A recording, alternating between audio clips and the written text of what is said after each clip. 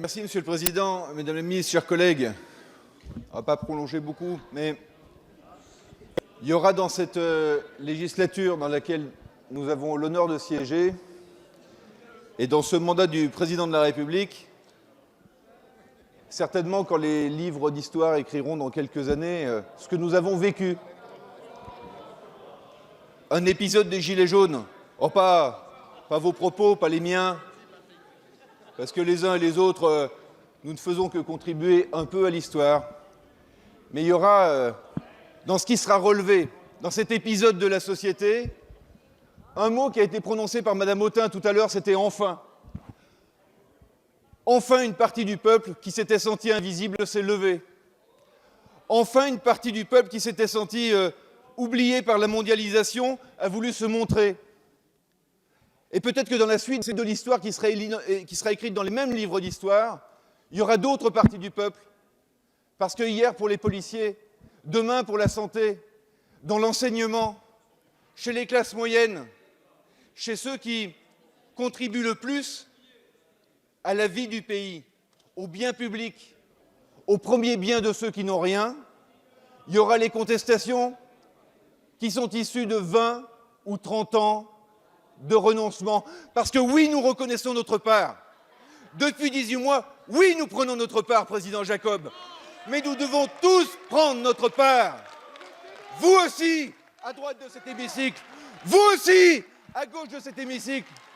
Quand le monde a dépassé les hommes, alors les hommes qui sont élus doivent savoir se remettre en cause.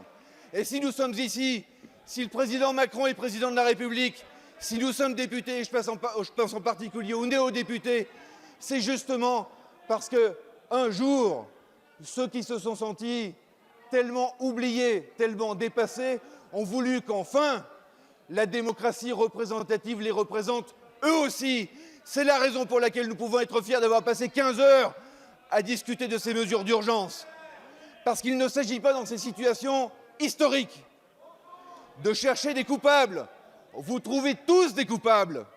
Vous trouvez même des coupables pour ne pas assez appliquer les orientations données par le président de la République.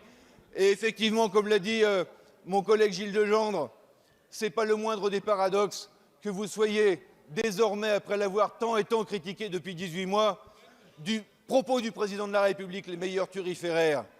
Mais nous ne cherchons pas des coupables, nous cherchons des solutions. Parce que sur les ronds-points, on ne cherche pas des coupables, on cherche des solutions. Et donc, quand on vit un moment d'histoire, on l'aborde avec humilité et on l'aborde avec responsabilité. Cette responsabilité, ce sera aujourd'hui de voter des mesures d'urgence qui peuvent être imparfaites, qui peuvent être critiquées, parce que c'est ça le théâtre politique, c'est normal que l'opposition s'oppose. Et cette majorité votera comme l'opposition s'est opposée. Mais l'important reste devant nous, c'est ce que nous écrirons et comment nous écrirons les futures pages du livre d'histoire que nous avons commencé à ouvrir. Je vous remercie.